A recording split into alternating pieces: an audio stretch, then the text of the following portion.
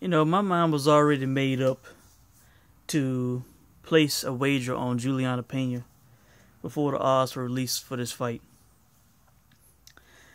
I figured she would be maybe a close to 2-1 favorite to win this fight.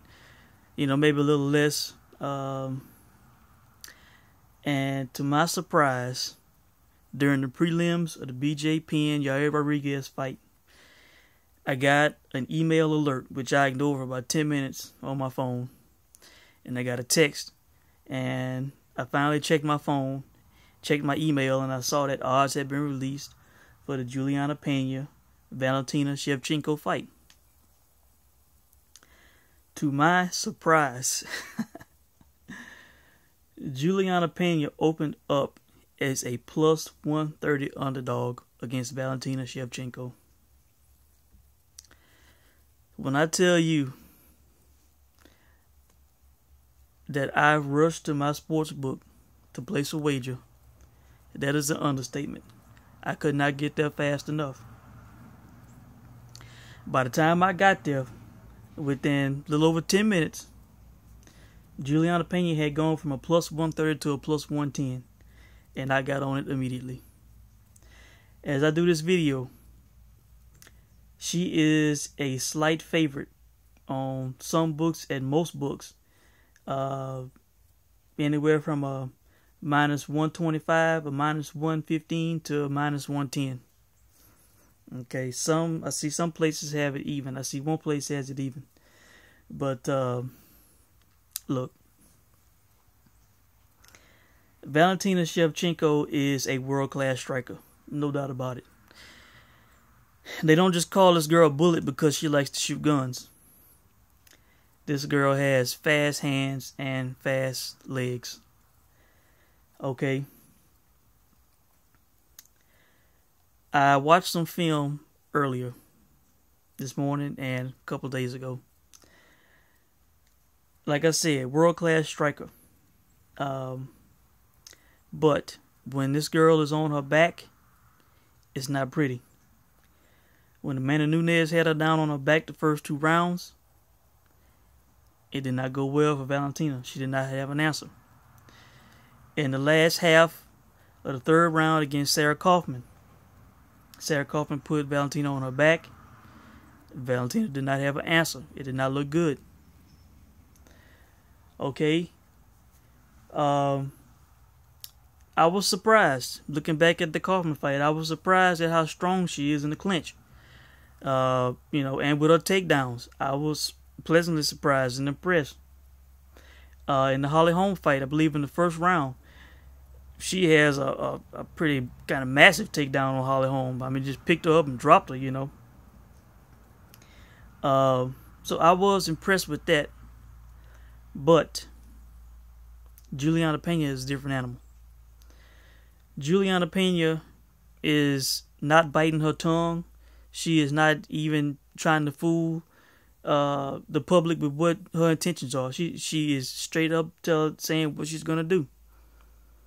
Her intention is to get Valentina down, ground and pound, and try to get a choke. You know, or pound her out with strikes on the ground. That's her specialty. That's what she does. She's a grappler. She's a strong woman. Okay? If it was a striking matchup, of course, I would give Valentina the advantage. But this is not striking. This is MMA. And Julianna Pena, the way I see this fight going, is going to press. Pretty much all her fights end up in a clinch. You know, it's a grappling contest. She's going to get you down. She's going to pound you.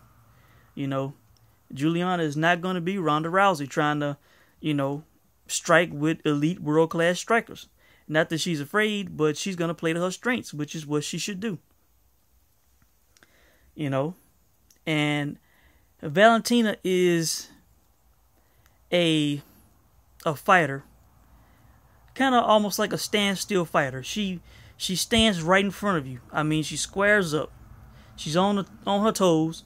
You know, she's constantly, kind of small back and forth movement, but she's not constantly backing up like a Holly Holm. She's not circling the cage like a Holly Holm. You know, that would be to her advantage in this fight.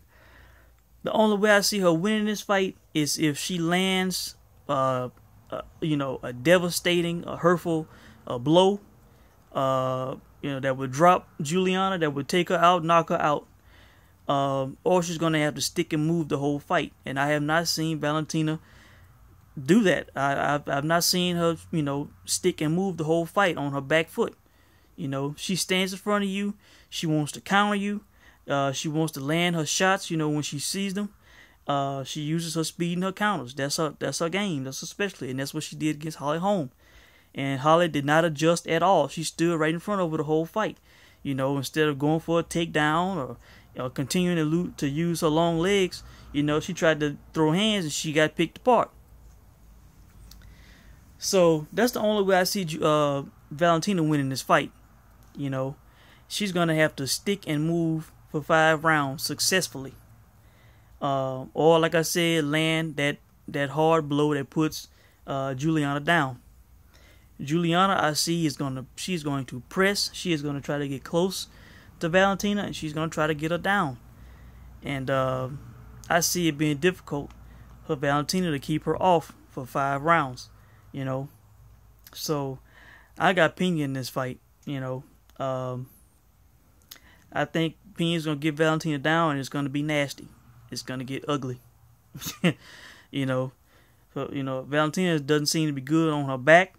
And, man, that's where Julianna wants you. That's her specialty, man. And I see it being nasty, And I've been hearing Julianna, man, the focus, the determination in this woman, talking about how she's been studying Valentina, how she's been watching every bit of tape on her, inside of the cage, outside of the cage. I think it was on Submission Radio. She did an interview a couple of days ago.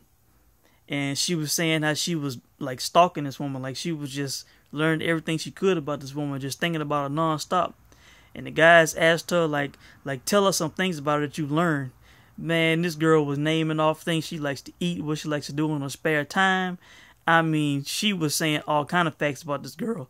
It was funny, but at the same time, it's like, wow, this girl is serious with what she's saying. She is laser focused on this girl, So I got Julianna winning this fight, man.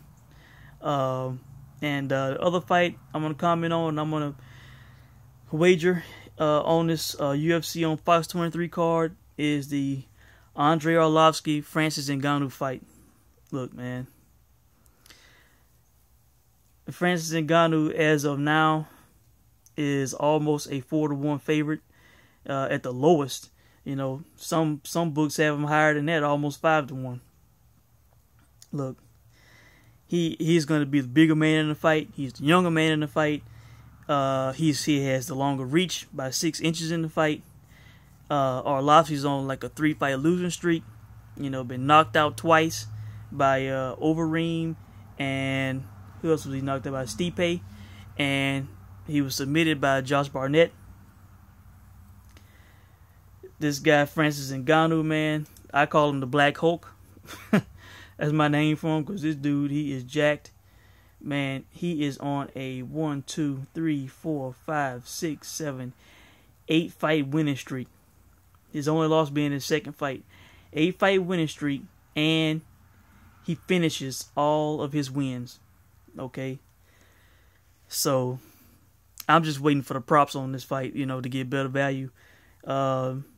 Arlovski, he has that puncher's chance. He could land that power punch. He is a power puncher. And Ngannou's loss, he lost by unanimous decision. So he has not been knocked out. So his chin could be good. Arlovski has power. But I'm going with the youth. I'm going with the size, the reach, the power. I got Ngannou by stoppage in this fight. Simple as that. So that's my breakdown of Shevchenko Pena and Ngannou Arlovski. And you guys can let me know what you think. Yeah, that's all I got to say. So hope you guys have a good one, and I'll check in with you later. Peace.